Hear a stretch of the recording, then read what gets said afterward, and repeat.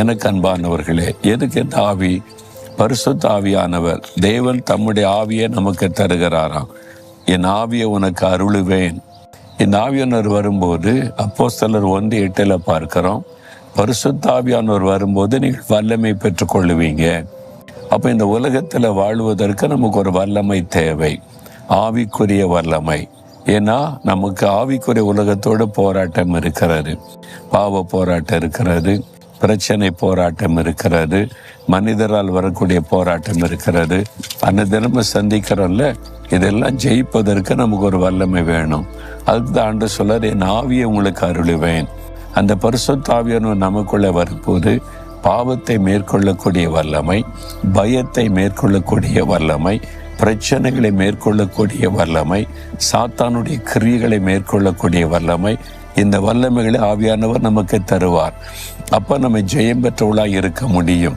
அதுக்கு தான் இந்த ஆவியின் அபிஷேகம் அவசியம். அதனால் ஆண்டு என் ஆவியை உனக்கு அருளுவேன்.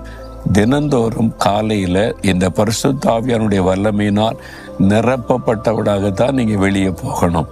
அப்போதான் நீங்கள் இந்த நாள் முழுவதும் ஜெயிக்க முடியும். அதனால ஆண்டவரே உம்முடைய ஆவியை எனக்கு அருளும், பரிசுத்தாவினால் நிரப்புன்னு ஜெபிக்கணும். நான் தினமும் காலையில் எழுந்து இன்றைக்கு ஒரு அபிஷேகம் எனக்கு வேணும், இன்றைக்கு உம்முடைய ஆவியானுடைய வல்லமை வேணும், இன்றைக்கு உள்ள பிரச்சனைகள் போராட்டங்களை சந்திக்க எனக்கு அந்த வல்லமை வேணும்னு ஜெபித்து ஆவியானவருக்கு இடம் கொடுப்பது, ஆவியினால் நிரப்பப்பட்டிருப்பது ரொம்ப முக்கியம்.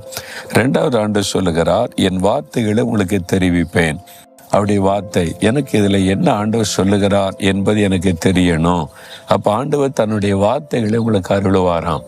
என் மகனே, மகளே, இந்த வாக்கு தத்தத்தை உனக்கு தர்றேன், இந்த ஆலோசனையை உனக்கு தருகிறேன், இந்த வழி நடத்தலை தருகிறேன். தேவனுடைய வார்த்தை.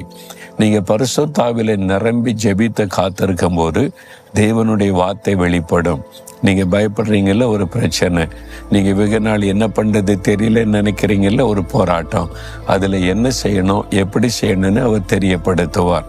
நீங்கள் தொடர்ந்து ஜெபிச்சுக்கிட்டே வரணும். அவருடைய குரலை கேட்க வரைக்கும், அவருடைய வார்த்தையை பெற்றுக்கொள்ள வரைக்கும் நீங்கள் ஜெபிக்க ஜெபிக்க ஜெபிக்க ஆண்டவர் ஒரு நாள் இந்த காரியத்தில் ஒரு வழி நடத்துதலை தருவார். என் வார்த்தைகளை அருளுவேன்னு சொல்லியிருக்கால, கேளுங்க. நம்முடைய வார்த்தை அருளுவேன்னு சொன்னீங்களே, எனக்கு அருளி செய்யுங்க. நீ இன்றைக்கு காலையில் கூட நான் ஜெபித்த போது என்னோடு பேசுங்க என்று சொன்னபோது ஒரு வசனத்தை கொண்டு கர்த்தர் என்னோடு பேசினார், எனக்கு ஒரு வார்த்தையை அருளினார். அந்த சந்தோஷத்தில் தான் உங்களோட பேசுகிறேன். ஒவ்வொரு நாளும் உடைய வார்த்தையை நம்ம பெற்றுக்கொள்ளணும். ஆண்டவர் வாக்கு கொடுக்கிறார், என் ஆவியை உனக்கு அருளுவேன், வார்த்தையை உனக்கு தெரிவிப்பேன். நீங்கள் தினமும் இந்த பரிசுத்த ஆவியினால் நிரப்பப்படணும்.